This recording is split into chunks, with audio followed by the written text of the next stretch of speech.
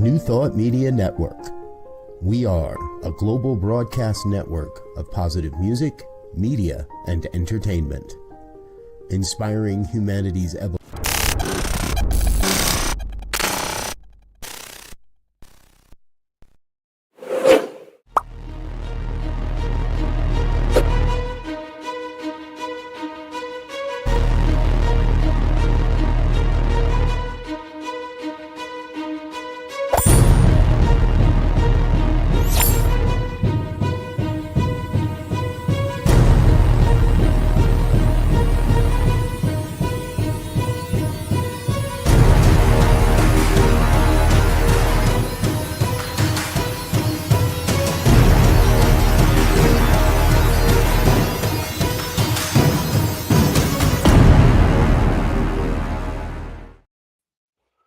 It is Friday, January the 23rd, and now the good news. I'm Barbara Jean, your host, and I am so excited to be here with you tonight.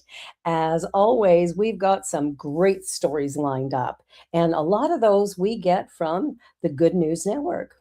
Yeah. We also get some from Sunny Skies. So let's begin. Here at home where I am, a Toronto man tries to make public transportation less lonely. Little gestures can change the whole mood. So in Toronto, one man and his glasses are making the city a friendlier place by wishing people a great week, or even just outrightly declaring to whoever he sees that they make the world a better place. Yeah, I like that. So Min Jae Cho is once just like the thousands of other Torontonians. He took the bus and the subway, went to work, and was lonely. Now he's one in a million, a full-time influencer who's received praise from the mayor, the head of the Toronto Transportation Corporation, and has 36,000 Instagram followers. His methods are simple: being courageous in his kindness, wishing people well, spreading amiability, and brightening up Toronto one bus ride at a time. It started at a time when I was in a lonely, disconnected part of my life where I wasn't seeing that many people. I wanted to push myself to show up more openly in everyday life with social interactions and to rebuild my social confidence. What I'm doing is harmless. I'm just saying, have a nice day. I'm not pranking people. Most people see my effort and my courage and respond positively. He captures all his interactions with meta glasses, less intrusive than a phone camera, which often end in smiles, laughs, even hugs, even tears. He's been told his outreach has helped people get through tough times or even avoid making life-changing decisions for the worse. The TTC drivers recognize him and are happy to have him on board. Everyone could use a little more joy in their life, including on their commute. And these posts certainly convey that sentiment. The videos on his Instagram account under the handle Magnetic MJ are introspectively interesting. You can clearly see the tension at times in the air when Cho is wishing someone a good day, who seems reluctant to look up from their phone and acknowledge his existence. You almost feel relieved when they do look up, shake his hand, and smile. And you get the feeling that if every person were watching a video of Cho talking to someone else, they'd get the same feeling. Mayor Olivia Chow felt that Cho is doing the work of thousands, saying when asked about his videos that if everyone did what he does to just one person on one bus ride once a week, the city would feel a lot more like a neighborhood. Way to go. Good job. I love that. I love that when somebody takes the time to just just say a kind word. Doesn't cost us anything. I love that so much. All right. Well, moving across a bigger pond, Iraq is unrecognizable and remarkable. After decades of conflict, the UN coordinator shows why. Iraq is steaming forward with its development after years of strife and war. Just recently, the long-running UN assistance mission for Iraq ended its mandate after 22 years, and the UN's humanitarian coordinator for the country told journalists that the country has transformed itself. For those who lived through the troubled early years of the transition, today Iraq is unrecognizable and remarkable. The coordinator, Ghulam Izakzeh, said in New York City, Even before the American invasion and occupation, the subsequent chaos of the insurgent resistance and the pillaging of ISIS, the Iraqi people, had suffered a decade of crippling sanctions. Before that, Saddam Hussein's decision to invade neighboring Kuwait over a slant drilling violation saw the country endure wartime conditions again, having them only lately ended after a debilitating 8 years of the Iran Iraq War, which started a decade before the sanctions. It's fair enough to say that few alive today will remember a time when Iraq was prosperous and at peace. Now, the nation's poverty rate has fallen around 3% in the last 7 years, while more than 5 million internal refugees have returned to their homes now that security in most of the country has stabilized. Iraq has enjoyed an upward trajectory on the UN's Human Development Index, and in 2023 had scored a 6.95 out of 10, with a 72-year life expectancy at birth and 12 expected years of schooling per child. Recent elections saw voter turnout reach 56%, and one-third of the parliamentary candidates were women. Yeah, you go, ladies. Perhaps the most symbolically impressive of all these improvements is the sheer fact that as the UN assistance mission evolved into a 5-year UN development project partnership, Iraq will be the donor rather than the aid recipient. That shows increasing partnership and ownership by the government of Iraq to become a donor after being a recipient for many years of humanitarian and development aid. That is good news all around for everyone on this beautiful planet. Well, on that note, we're going to take a short little break and then we'll be right back with more good news. Don't go away.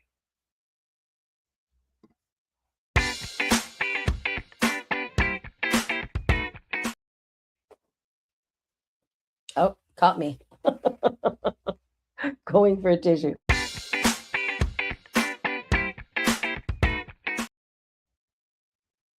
We're having some kind of little tech difficulty. So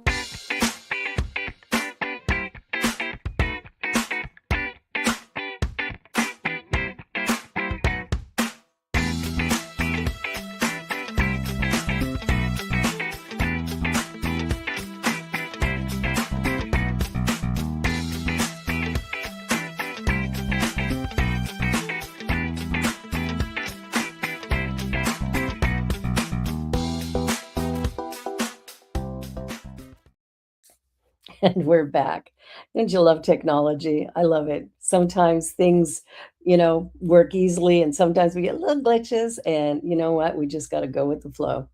All right. So, moving right along with the good news, a missing 66-year-old hiker is found. And even after a 2-week search, was called off in New Zealand.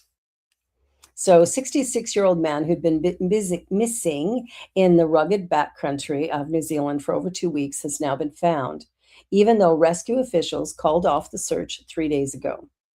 Graham Garnett was discovered alive yesterday, sheltering in a hut in the Kahurangi National Park by a crew of contractors who were working in the area.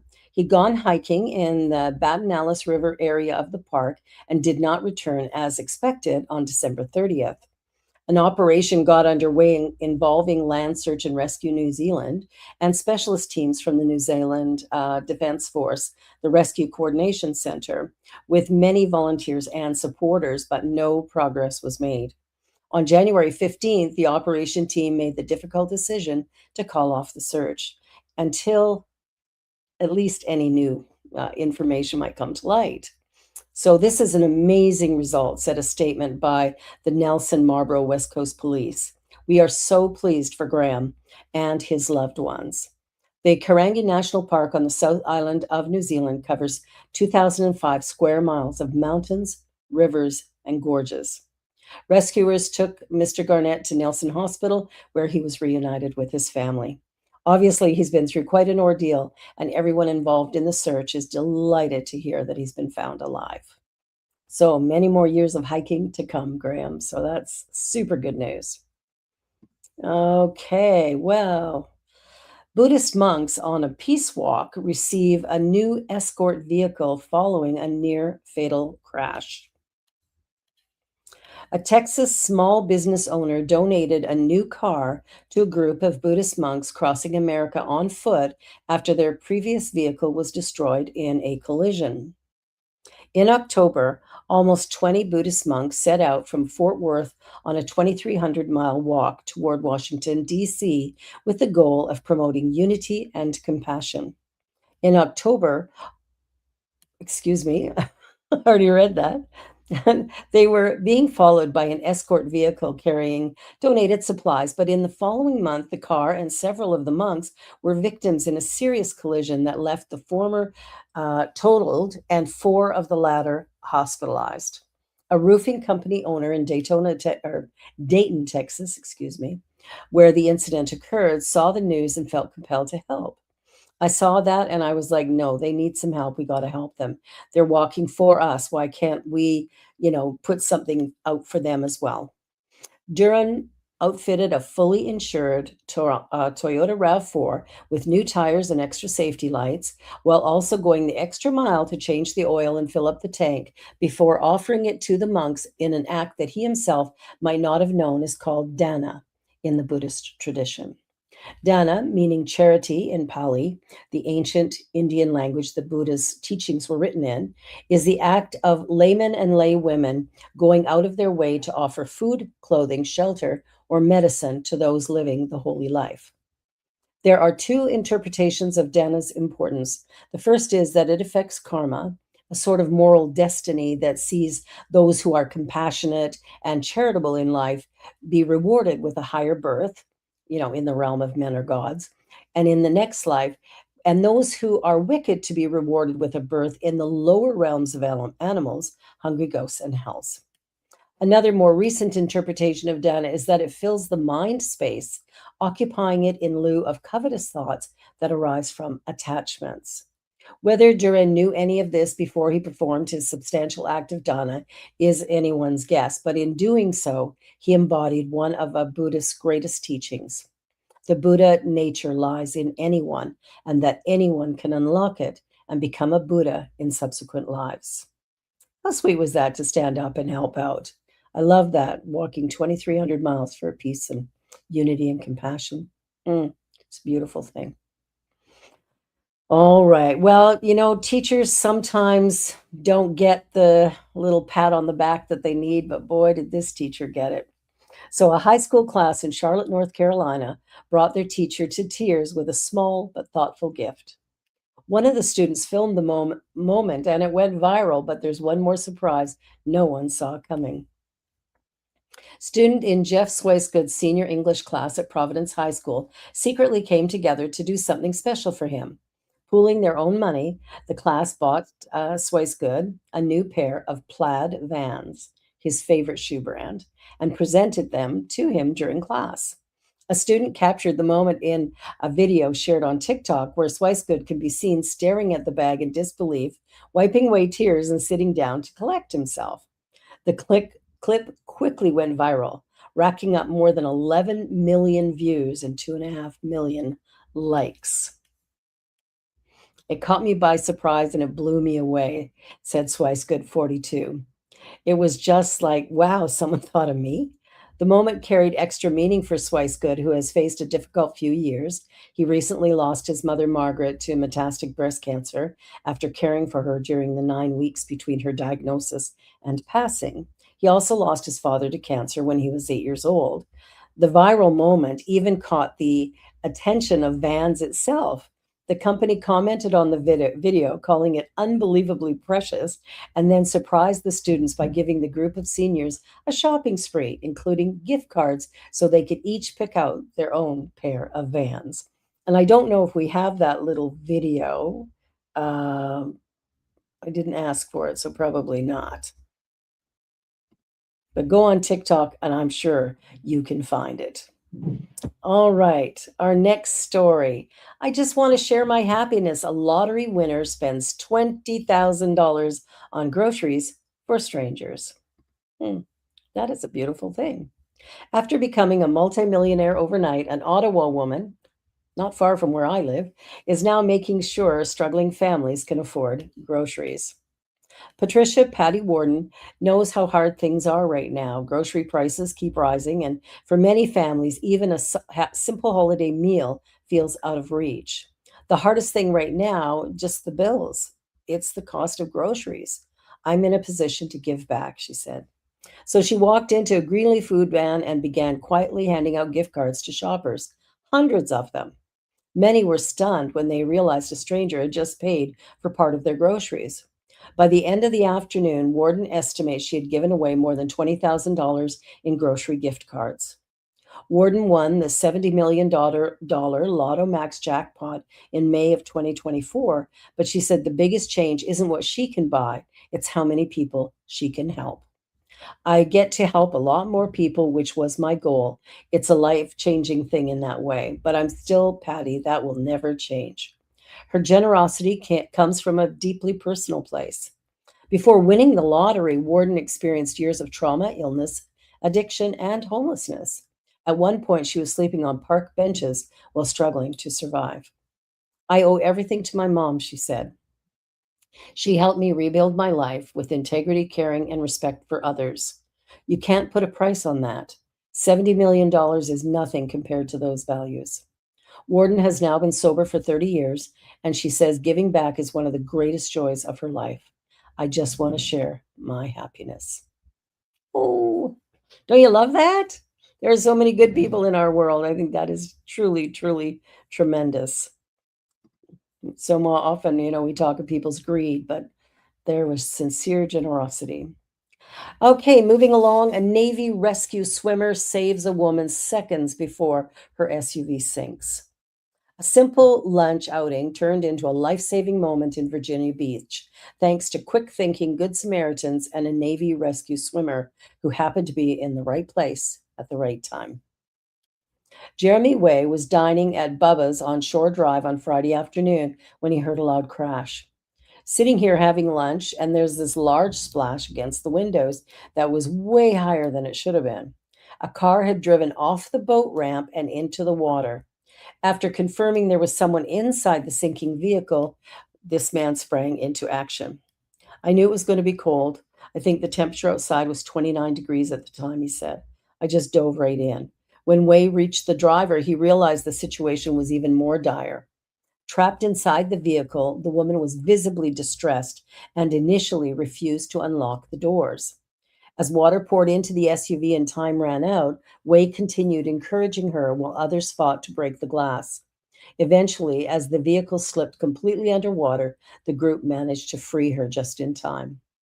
The car was completely underwater, Way said. She finally came out, and I did what I've always been taught, rescue swimmer techniques, and swam her towards safety. Everyone involved in the rescue made it out of the water safely. The driver and two Good Samaritans were taken to a hospital with injuries that were not considered serious, according to the police. Way believes there was a deeper reason he happened to be there that day. I came out to get some lunch. I'm an aviation rescue swimmer. I was here for a reason. So others may live. It's our motto. Ah, that's beautiful. And I agree. There are no mistakes or accidents in the universe. Everything happens for a reason, and we're always in the right place. We don't always recognize it, though. So beautiful. All right, something for public domain. Franz Kafka, Nancy Drew, and Charlie Parker become free to use. Happy Public Domain Day. Don't you just love it when you can access stuff that maybe before was out of reach? So January 1st isn't just New Year's Day. There's another little holiday wrapped up inside. It's Public Domain Day, the moment when a year's worth of literature, music, film, television, pop culture, poetry, and science enters the public domain and becomes free to use, reprint, and alter. According to standard ebooks, the public domain concept stretches back to the founding of our country, with the framers desiring a loose and restricted intellectual property law in order to promote the advance of sciences and the arts. As the United States began its march through the centuries, the period of intellectual copyright was elongated continuously through lobbying of businesses looking to use the levers of power to stifle competition and thus innovation. This process continued until it took 95 years for material to enter the public domain. 2019 was the year in which new works were finally scheduled to enter the public domain. And as that year drew closer, it became clear that these corporations wouldn't try to extend copyright yet again, making it the first year in almost 100 years in which a significant amount of art and literature once again entered the US public domain. This year, it means anything published in 1930 will enter the public domain, which includes books by Franz Kafka, Langston Hughes, Jim Corbett, and Agatha Christie. It includes works like As I Lay Dying, How to Make Friends and Influence People, Vile Bodies, Ash Wednesday, and 4 new Nancy Drew entries. They're all available for free on standard ebooks. Beyond literature, according to the Public Domain Review, the papers of Albert Einstein, the 1930 film All Quiet on the Western Front, the discography of Charlie Parker, images and reproductions of works by the artist Barbara Hepworth, and the photographs of journalist Walker Evans will all enter the public domain. So get on your devices and download those ebooks and enjoy all this rich, rich art that you're going to find there to really lift your soul, I think. Lift your soul. Okay, Mississippi. How Mississippi moved from the bottom of the top in student reading achievement scores. From the bottom to the top. Well, that's pretty substantial. You won't find a more literate bunch of fourth graders anywhere in the nation than if you go and stand in a Mississippi elementary school. Over the last few years, the Magnolia State has risen from 49th in the country for fourth grade reading level to number 1 in both reading and math at the fourth grade level after adjusting for poverty and other socioeconomic factors. The state's fourth graders exceeded the national reading average for the first time in 2024, according to the International Business Times. While its fourth graders or eighth graders are ranked in the top 10 for reading and math, and the total educational attainment average across all grades ranks 16th in the country, the highest rank Mississippi has ever received. Proving that method can trump money, the southern state has achieved all this despite being one of the very poorest in the country with some of the lowest percent education budgets. I'll tell you, it's amazing what you can do when you really decide to put, some energy behind it. In a review from the week, the triumph seems to be rooted in 2 strong policy shifts: holding individual schools accountable for student performance and changing how reading is taught in school. Regarding the former, it's something many more affluent states have shied away from, giving schools an A through F grade, just like the school might give its students based on how well they were there performing. Regarding the latter, the key shift is towards mandating a style of literacy education that reflects advancements in the understanding of childhood neurosciences, specifically regarding phonics. The previous and still largely popular literacy instruction method was called balanced literacy. Involves allowing the child the freedom to gravitate toward reading books they're interested in. Mississippi's science of reading method involves pairing reading time with precise and targeted instruction regarding the sounds that letter combinations make in the English language. The science of reading proponents state that without these precise instructions, children may struggle to grasp certain phonics, which in turn slows their reading speed and frustrates them overall in trying to get through and finish books. Additionally, Mississippi educational authorities have made science of reading-based instruction a non-negotiable aspect of curriculum planning and appoint literacy and math coaches to help teachers hone their skills and address challenges related to specific concerns. Man, they are putting their best foot forward, aren't they? I love that. I absolutely love that. Reading is just so important and such a big part of everything in our world. So I'm really grateful to hear that. Okay, divers rescue a tangled ray. Oh, that's wrapped up in fishing line. So Underwater photographers and free divers recently rescued a mobula ray tangled in a rope while being circled by sharks. After swimming away, the injured ray unexpectedly returned, circling the divers in what they described as a thank you moment. The mobula ray was trapped more than 30 feet below the surface, completely wrapped in rope from a shark fisherman's buoy. Mobile, also known as flying rays, devil rays, or eagle rays, are smaller than their cousins, the giant manta rays, and also far more diverse, with around 12 different um, extant species and several extinct ones. Working in shifts, the team carefully cut away the line and freed the distressed animal while documenting the entire rescue off of the Baja California, Mexico. Underwater photographer Andre Smits was part of the Ocean Safari group who spotted the ray and helped with the rescue.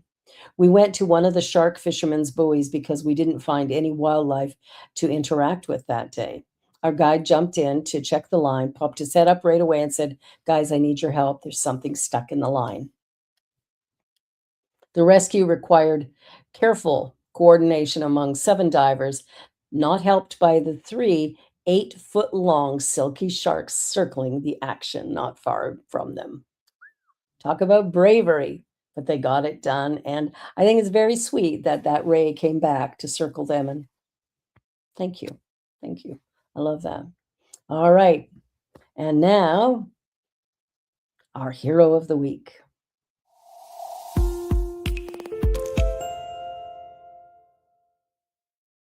This week, our hero is a 12-year-old who saves his mom's life by taking the wheel and calling for help after she passed out driving. That's amazing, right? So this is an inspiring moment. A hero 12-year-old saved his mother's life by grabbing the wheel, then calling for emergency services after she collapsed while driving in the neighboring country of England. Quick thinking, Zach Howells managed to take control of Nicola's car and steer it to safety after she passed out behind the wheel while traveling at 60 miles per hour. The 37-year-old lost consciousness, yet her foot remaining on the accelerator before Zach managed to slow the car down before hitting a barrier. Once the vehicle had stopped on the A40 near Ross of Wyre in Herefordshire, he switched off the engine and used the phone to call emergency services. West Mercia Police also has released an audio file of the call that shows Zach saying completely calm while directing call handlers to their location, even though it was in Wales across the border. Zach can be heard saying, "I'm driving on a motorway and my mom just fainted, so I had to crash the car to stop. Her foot went down on the pedal and it started accelerating so I had to crash into the barrier. I'm really scared." Then, when Nicola regained consciousness, Zach told her, "It's all right, calm down. It's fine, hold my hand." Mommy said, "Breathe. I just drove the car. It's really easy." So Nicola repeatedly apologizes as Zach continues to reassure her, "It's fine. I'm worried about you, not me. I know we're going to be fine." Well, Zach, good job. Not every 12-year-old would think, quickly enough to grab the wheel and, steer the car in a direction that kept everybody much safer. Well, that's our good news for this Friday, January 23rd. 23rd. I'm just learning the English language, so it's all good. And I just want to say, I hope you're back again next week. Thank you so much for being here. Thank you, Wayne, for joining us again. It's always nice to see you in the room. And, as we're moving forward, don't forget there's a lot of good in our world. Let us begin to celebrate that. Be sure to like, share, and subscribe. This is the New Thought Media Network, and now the good news. I'm Barbara Jean. See you next time.